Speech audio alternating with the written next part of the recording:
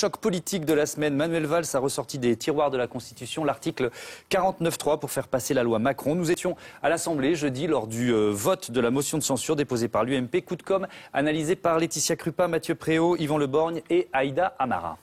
Est-ce que vous êtes sur un siège éjectable ou vous êtes qui, vous? Est-ce que vous pensez que quelqu'un veut votre peau? À quoi vous servez en fait? La scène se déroule à l'Assemblée nationale jeudi après-midi.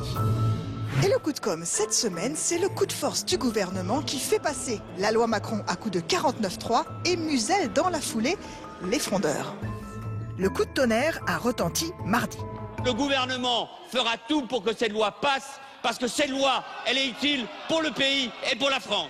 Manuel Valls passe en force à cause de l'abstention des frondeurs. Dans la foulée, l'opposition dépose une motion de censure et jeudi, pour son vote, après 48 heures haletantes, la presse est au complet.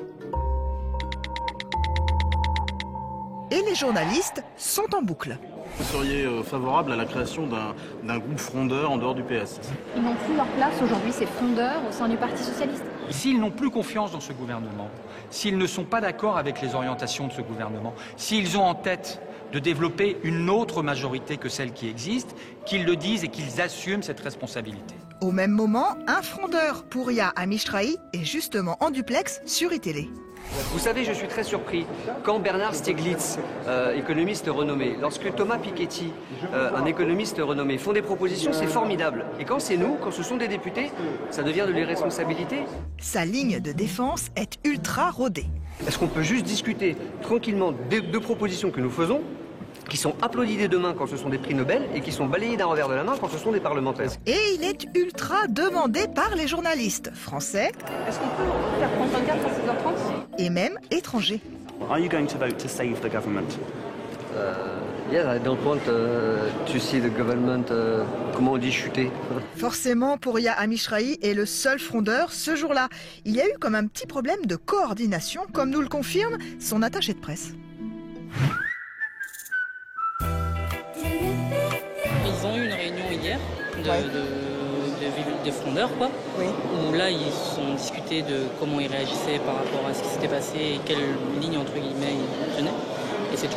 C'est tout, d'accord. Donc en fait il y a plusieurs frondeurs qui vont venir, parce que je pensais. Non mais en fait on n'est pas coordonnés du tout, c'est que lui on avait rendez-vous pour des duplex et donc il est venu et on n'avait pas du tout compris qu'il n'y avait aucun autre frondeur qui était passé, quoi. Ouais, gros problème d'organisation. Pensant qu'il n'est pas filmé, le frondeur va, lui, nous expliquer que le rapport de force avec le gouvernement est disproportionné. J'ai bien vu l'opération de com, mais j'ai pas leur capacité de communication. Moi, je suis pas Premier ministre avec la capacité devant des millions de Français de faire le 20h de France 2 ou d'être là et de dire... Avec Emmanuel Macron aussi au 20h. Voilà, j'ai pas la même capacité. Ils ont une force de frappe médiatique avec une formule. Ils nous font passer pour des irresponsables.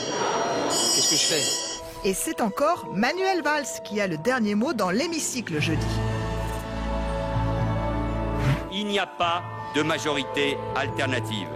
Il n'y a qu'une seule majorité, diverse certes, mais une majorité élue par les Français. Exit donc les frondeurs et tapis rouge à l'UMP qui n'attend même pas l'annonce du résultat du vote pour venir débriefer. On a vu un Premier ministre touché, affaibli, sans majorité. Nous l'avons trouvé sonné. Ça, c'est la version in. La version off, c'est l'attaché de presse d'un député UMP, Philippe Gosselin, qui nous la livre. Macron a été trop bon. Ici, il avait séduit tout le monde dans l'hémicycle. Droite-gauche, lui est très habile et très bon. Mais qu'il a fait peur à Valls et à Sarkozy. Sarkozy a bouclé entre l'UDI et l'UMP, ce qui est vrai que c'est ça.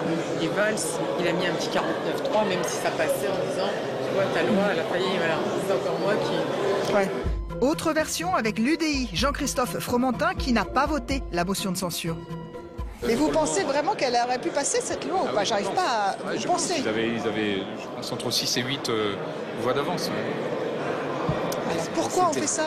Parce que c'était indéfendable ensuite devant des élections. En disant on impose une loi emblématique avec autre chose que notre majorité traditionnelle, avec la droite en plus, avec des gens comme moi, maire de Neuilly-sur-Seine. Dans les médias, même son de cloche, c'est la fin de la fronde. Cette fois, les frondeurs ont bien soutenu le gouvernement. Manuel Valls a gagné la partie.